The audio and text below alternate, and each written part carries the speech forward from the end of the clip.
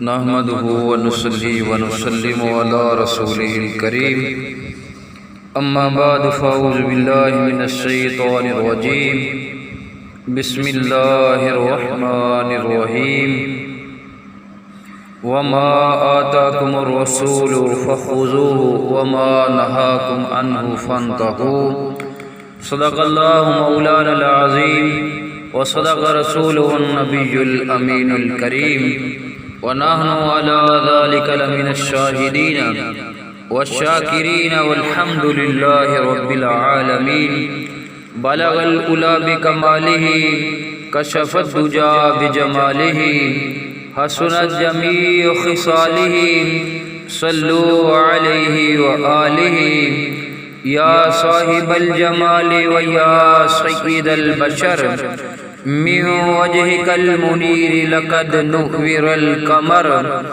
لا يمكن الثناء كما كان حقه بعد الخدا بزرگ تو ای قصہ مختصر تو شم میری سالت ہے عالم تیرا پروانہ تو شم میری سالت ہے عالم تیرا پروانہ تو ماہ نبوت ہے اے جلوہ جانانا تو ماہ نبوت ہے اے جلوہ جانانا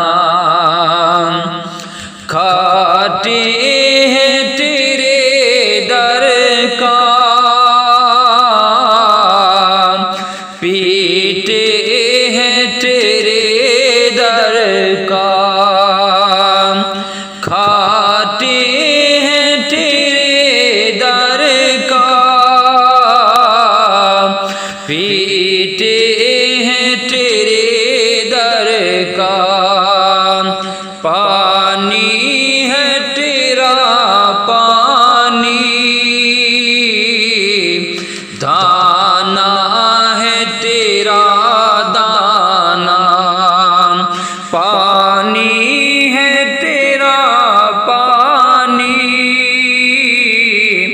دانا ہے تیرا دانا تو ماہ نبوت ہے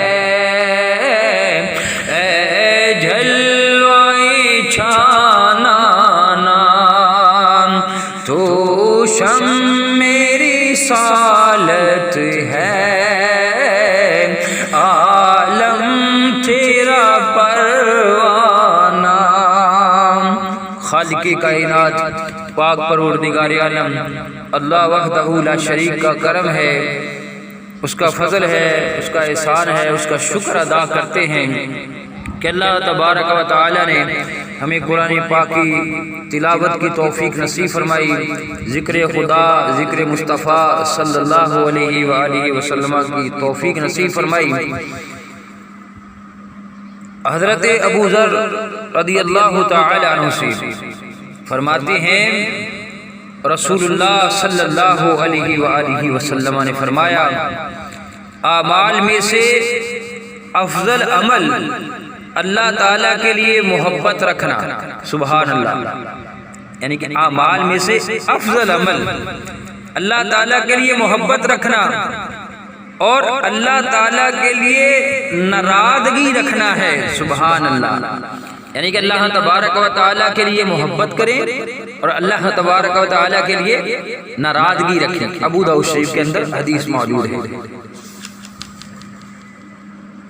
حضرت عبادہ بن صامت رضی اللہ تعالی عنہ سے فرماتے ہیں کہ میں نے رسول اللہ صلی اللہ علیہ وآلہ وسلم کو یہ فرماتے ہوئے سنا کہ نبی کریم علیہ السلام فرما رہے تھے جو گواہی دے کہ اللہ کے سوا کوئی معبود نہیں اور بے شک محمد صلی اللہ علیہ وآلہ وسلم اللہ کے رسول ہیں، یعنی کہ یہ گواہی دے کہ اللہ تبارک و تعالیٰ کے علاوہ کوئی معبود نہیں، عبادت کے لائق نہیں، اور بے شک محمد صلی اللہ علیہ وآلہ وسلم اللہ کے رسول ہیں۔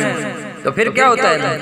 اللہ تعالیٰ اس پر جہنم کی آگ کو حرام کر دیتے ہیں۔ مسلم شریف کے اندر حدیث موجود ہے، یعنی کہ بندہ گواہی دے کہ اللہ تبارک و تعالیٰ کے علاوہ کوئی عبادت کے لائق نہیں، اور بے شک محمد مصطفیٰ صلی اللہ علیہ وآلہ وسلم اللہ کے رسول ہیں، اللہ تعالیٰ جہنم کی آگ حرام کر دیتے ہیں۔ سبحان اللہ۔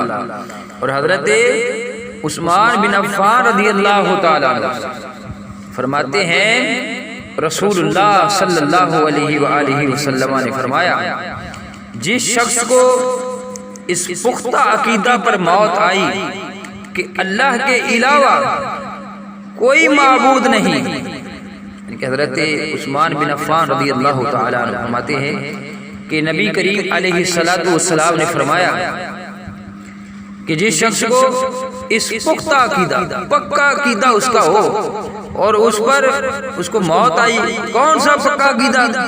کہ اللہ کے سوا کوئی معبود نہیں، تو نبی کریم علیہ الصلوۃ والسلام نے فرمایا جو بندہ یہ کہے گا اس کا عقیدہ بھی پکا ہوگا اور اس کو اسی حالت میں موت آئے گی تو ہوگا کیا کہ وہ جنت میں داخل ہو جائے گا۔ مسلم شریف کے اندر حدیث موجود ہے۔ سبحان اللہ۔ اور حضرت جابر رضی اللہ تعالی عنہ فرماتے ہیں کہ رسول اللہ صلی اللہ علیہ وآلہ وسلم نے فرمایا، دو چیزیں جنت اور دوزخ کو واجب کر دیتے ہیں۔ ایک آدمی نے کہا، اے اللہ کے رسول صلی اللہ علیہ وآلہ وسلم، وہ دو چیزیں کون سی ہیں جو واجب کر دیتی ہیں؟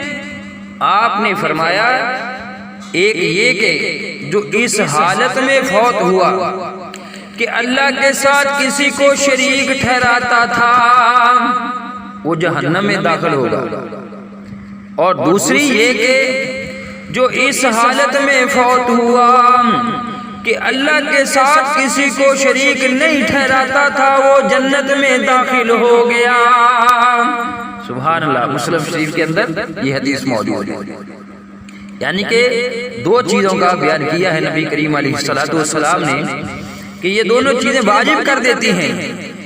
ایک کہ جس نے یہ کہا کہ اللہ تبارک و تعالیٰ کے ساتھ کوئی شریک ہے، کہ اللہ تبارک و تعالیٰ کے ساتھ وہ شریک ٹھہراتا تھا تو وہ جہنم کے اندر جائے گا، اور جس نے یہ کہا اور اس کو یہ کہنے پر موت آئی کہ اللہ کے سوا کوئی معبود نہیں، یعنی کہ اللہ کے ساتھ اس نے کسی کو شریک نہیں ٹھہرایا، وہ جنت میں داخل ہوگا۔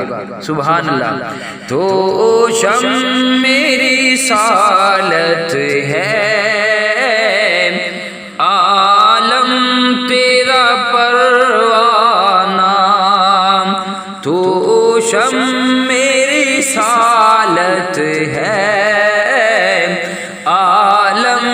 تیرا پروانہ، تو ماہ نبوت ہے، اے جلوائے چھانا نام، تو ماہ نبوت ہے، اے جلوائے چھانا نام۔ اور حضرت ابو ہریرہ رضی اللہ تعالیٰ عنہ سے فرماتے ہیں کہ ایک دن ہم رسول اللہ صلی اللہ علیہ وآلہ وسلم کے گرد بیٹھے ہوئے تھے، اور ان لوگوں میں ہمارے ساتھ حضرت ابو بکر اور حضرت عمر رضی اللہ تعالیٰ عنہما بھی تھے۔ نبی کریم علیہ الصلوۃ والسلام اچانک ہمارے درمیان سے اٹھ کھڑے ہوئے اور کہیں چلے گئے، اور ہمارے پاس واپس آنے میں دیر لگا دی۔ فرماتے ہیں کہ ہم ڈر گئے کہ آپ کو ہماری غیر موجودگی میں کوئی ایذا نہ پہنچے۔ ہم گھبرائے اور اٹھ کھڑے ہوئے۔ سب سے پہلے میں گھبرایا، میں رسول اللہ صلی اللہ علیہ وآلہ وسلم کو تلاش کرنے کے لیے نکلا، یہاں تک کہ میں بنو نجار کے انصار کے باغ کے قریب پہنچا۔ میں نے اس باغ کا چکر لگایا کہ کہیں اس کا دروازہ ملے، لیکن مجھے اس کا دروازہ نہ ملا۔ اچانک پانی کا ایک نالا نظر آیا جو باہر کے کنویں سے باغ کے اندر جا رہا تھا۔ حضرت ابو ہریرہ رضی اللہ تعالی عنہ فرماتے ہیں کہ میں سکڑ کر اس نالے کے راستے باغ میں رسول اللہ صلی اللہ علیہ وآلہ وسلم کے پاس پہنچ گیا۔ آپ نے فرمایا ابو ہریرہ ہے رضی اللہ عنہ؟ میں نے کہا جی ہاں اے اللہ کے رسول صلی اللہ علیہ وآلہ وسلم۔ آپ نے فرمایا کیا بات ہے؟ میں نے کہا کہ آپ ہمارے درمیان بیٹھے ہوئے تھے، آپ کھڑے ہوئے اور واپس آنے میں دیر لگا دی تو ہم ڈر گئے کہ آپ کو ہماری غیر موجودگی میں کوئی تکلیف پہنچائی جائے۔ ہم گھبرا گئے، سب سے پہلے میں گھبرایا۔ میں باغ کے قریب آیا، میں براستہ نالا باغ میں داخل ہونے کے لیے سکڑ گیا جیسے لومڑی سکڑتی ہے، اور دوسرے لوگ بھی میرے پیچھے آ رہے ہیں۔ آپ نے فرمایا اے ابو ہریرہ، اور مجھے اپنے دونوں جوتے پکڑائے۔ نبی کریم علیہ الصلوۃ والسلام نے حضرت ابو ہریرہ رضی اللہ تعالیٰ عنہ کو اپنے دونوں جوتے پکڑائے، فرمایا یہ میرے دونوں جوتے لے جا۔ سبحان اللہ۔ اس باغ کے باہر جو تمہیں ملے اور وہ دل کے یقین کے ساتھ یہ گواہی دیتا ہوں۔ کون سی گواہی دیتا ہوں؟ کہ اللہ کے سوا کوئی معبود نہیں، تم اس کو جنت کی خوشخبری دے دو۔ سبحان اللہ۔ تو سب سے پہلے میں جس کو ملا یہ حضرت ابو ہریرہ رضی اللہ تعالیٰ عنہ، کہ انہوں نے سرکار کے وہ جوتے لیے، نعل شریف لیے، تو جب وہاں سے وہ چلے ہیں تو سب سے پہلے ان کو جو ملے ہیں وہ حضرت عمر فاروق رضی اللہ تعالیٰ عنہ۔ انہوں نے کہا کہ اے ابو ہریرہ یہ دونوں جوتے کیسے ہیں؟ میں نے کہا یہ دونوں جوتے رسول اللہ صلی اللہ علیہ وآلہ وسلم کے ہیں، آپ نے مجھے یہ دے کر بھیجا ہے۔ کس کام کے لیے؟ کہ میں جس سے ملوں اور وہ دل کے یقین کے ساتھ یہ گواہی دیتا ہو کہ اللہ کے سوا کوئی معبود نہیں، میں اسے جنت کی خوشخبری دے دوں۔ سبحان اللہ۔ تو اب حضرت عمر فاروق رضی اللہ تعالیٰ عنہ انہوں نے سنا کہ بھئی گواہی تو مسلمان دیتے ہیں اور صدق دل کے ساتھ دیتے ہیں کہ اللہ کے علاوہ کوئی معبود نہیں، لیکن ان کے دل میں بات آئی کہ اگر ہر کسی کو یہ بتا دیا جائے تو وہ اسی پر بھروسہ کرے گا اور پھر اعمال صالحہ جو ہے نہیں کرے گا۔ اس نظریے سے تو حضرت عمر فاروق رضی اللہ تعالیٰ عنہ نے میری چھاتی کے درمیان مارا کہ میں سری کے بل گر گیا۔ یہ کون بیان کر رہے ہیں؟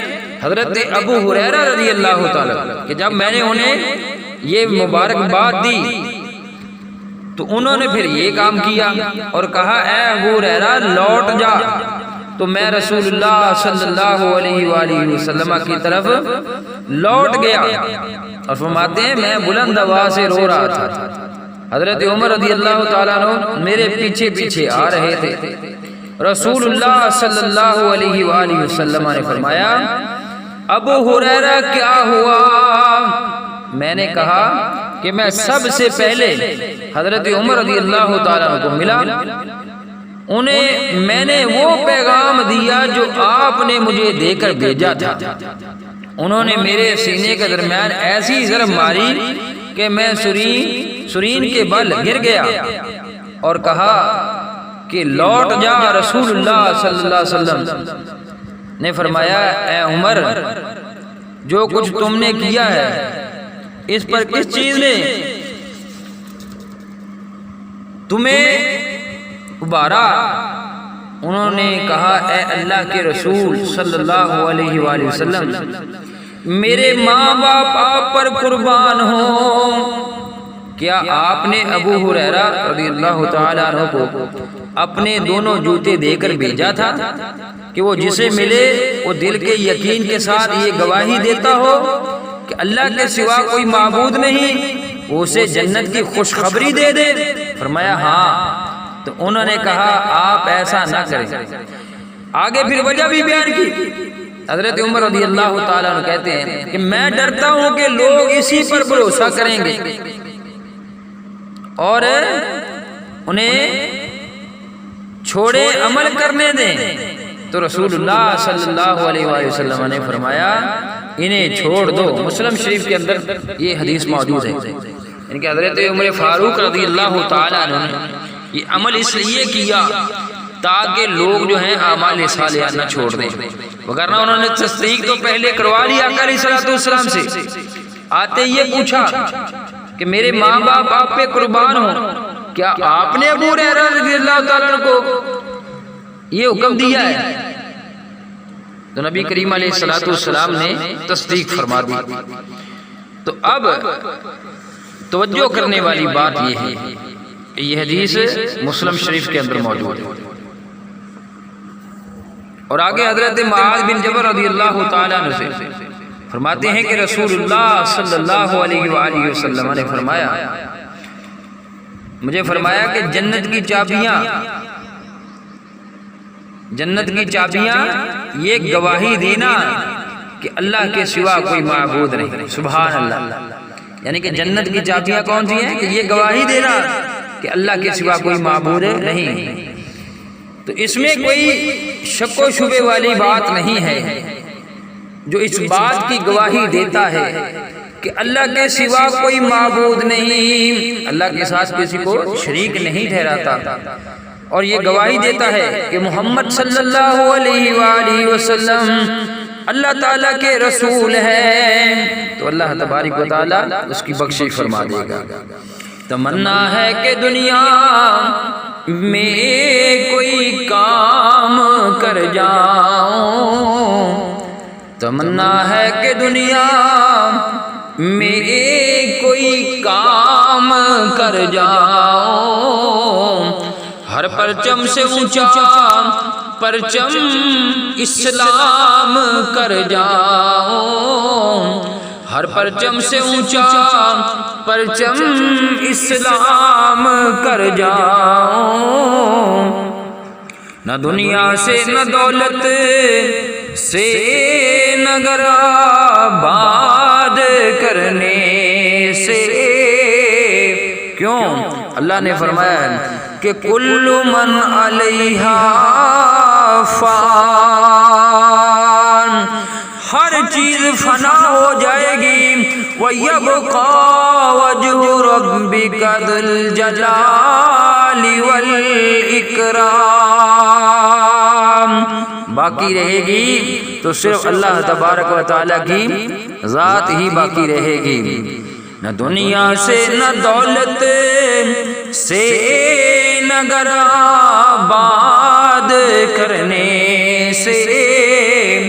تسلی دل کو ہوتی ہے خدا کو یاد کرنے سے۔ فرمایا خبردار، دلوں کو سکون جو ہے اللہ کے ذکر سے ملتا ہے، اور فرمایا فَاذْكُرُونِي أَذْكُرْكُمْ، اے میرے بندے تو میرا ذکر کر میں تجھے یاد کروں گا۔ سبحان اللہ۔ تسلی دل کو ہوتی ہے خدا کو یاد کرنے سے، دلا غافل نہ ہو یک دم یہ دنیا چھوڑ جانا ہے، دلا غافل نہ ہو یکدم یہ دنیا چھوڑ جانا ہے، بغیچے چھوڑ کر خالی قبر اندر سمانا ہے۔ بڑے بڑے بادشاہ آئے، وزیر آئے، سکندر آئے، مال والے آئے، جائیداد والے آئے، بڑے زمینوں والے آئے، کاروبار، لیکن سب کچھ چھوڑ کے یہیں ہی چلے گئے۔ دلا غافل نہ ہو یکدم یہ دنیا چھوڑ جانا ہے، بغیچے چھوڑ کر خالی قبر اندر سمانا ہے۔ اور جب یہ کیفیت کا علم ہے کہ جاتے ہوئے بندہ ساتھ کچھ بھی نہیں لے جائے گا، سب کچھ یہاں چھوڑ کے جائے گا، تو اب ساتھ جو لے کے جانا ہے وہ اللہ کی محبت ہے، اس کے پیارے رسول کی محبت ہے۔ اگر اللہ سے محبت کرتا ہوا گیا، اس کے پیارے رسول سے محبت کرتا ہوا گیا، تو اللہ تعالیٰ فرماتا ہے کہ جنات تجری من تحتها الانہار، تو اللہ تعالیٰ اسے جنتیں عطا فرمائے گا جس کے نیچے نہریں بہہ رہیں گی۔ پھر ہوگا کیا؟ خالدین فیہا ابدا۔ ارے یہ زندگی تو ختم ہو جانی ہے، لیکن اللہ فرماتا ہے جب میں جنتیں عطا کروں گا اس مومن کو جو اللہ سے پیار کرنے والا ہوگا، اس کے پیارے رسول سے پیار کرنے والا ہوگا، تو اب جنتیں ملیں گی جن کے نیچے نہریں جاری ہوں گی، تو پھر ہمیشہ ہمیشہ کے لیے ملیں گی۔ خالدین فیہا ابدا، اب وہ آخرت کی زندگی ختم نہیں ہوگی۔ تو اب اللہ تبارک و تعالیٰ کی بارگاہ عالیہ کے اندر دعا ہے کہ اللہ تبارک و تعالیٰ ہمارے تمام صغیرہ کبیرہ گناہوں کو معاف فرمائے، اللہ تبارک و تعالیٰ ہمارے والدین کی بخشش فرمائے، اللہ تبارک و تعالیٰ ان کو جنت الفردوس کے اندر اعلیٰ جگہ نصیب فرمائے۔ آج سے لے کر آدم علیہ السلام تک جتنے بھی مسلمین مسلمات مومنین مومنات وفات پا چکے ہیں، اللہ تعالیٰ سب کو جنت الفردوس کے اندر اعلیٰ جگہ نصیب فرمائے، سب کی قبروں کو منور فرمائے۔ اللہ تبارک و تعالیٰ ہماری آنے والی جو نسلیں ہیں، اللہ تبارک و تعالیٰ ان کو نیک بنائے، اللہ تبارک و تعالیٰ ان پہ اپنا کرم فرمائے، اپنا فضل فرمائے، اپنی رحمتوں کا نزول فرمائے، شر شیطان، شر ظالمہ، شر دشمنہ محفوظ فرمائے۔ اور ہماری یہ تمنا ہے کہ ہماری آنے والی نسلیں آقا تیرے عشق میں ہی مچلے۔ توجہ کرنے والی بات ہے، صحابی رسول آئے، انہوں نے اس بات کا اظہار کر دیا باقی ساری گفتگو کے بعد کہ میں اللہ سے بھی پیار کرتا ہوں، اس کے پیارے رسول سے بھی پیار کرتا ہوں۔ تو نبی پاک صلی اللہ علیہ وآلہ وسلم نے بشارت دے دی کہ جس کے ساتھ تو پیار کرتا ہے کل قیامت کے دن تو انہی کے ساتھ ہوگا۔ سبحان اللہ۔ تو جو آنے والے ہمارے یہ بچے ہیں، یہ ہماری نسلیں ہیں، اگر یہ اللہ اور اس کے پیارے رسول سے پیار کرتے ہوئے سرکار کے عشق میں اپنی زندگی گزاریں گے، تو اللہ تبارک و تعالیٰ آخرت کے اندر بھی ان پہ کرم فرمائے گا، دنیا کے اندر بھی ان کو بھلائی عطا فرمائے گا۔ میری آنے والی نسلیں آقا تیرے عشق میں ہی مچلے، میری آنے والی نسلیں آقا تیرے عشق میں ہی مچلے، انہیں نیک تم بنانا، انہیں نیک تم بنانا، مدنی مدینے والے، مدنی مدینے والے، مدنی مدینے والے۔ اللہ تبارک و تعالی ہماری اس کاوش کو اپنی بارگاہ عالیہ کے اندر شرف قبولیت عطا فرمائے۔ اللہ تبارک و تعالی ہمارے کاروبار، جان و مال، عزت و اولاد کے اندر دن دگنی رات چوگنی ترقی عطا فرمائے۔ آمین۔ وآخر دعوانا ان الحمدللہ رب العالمین۔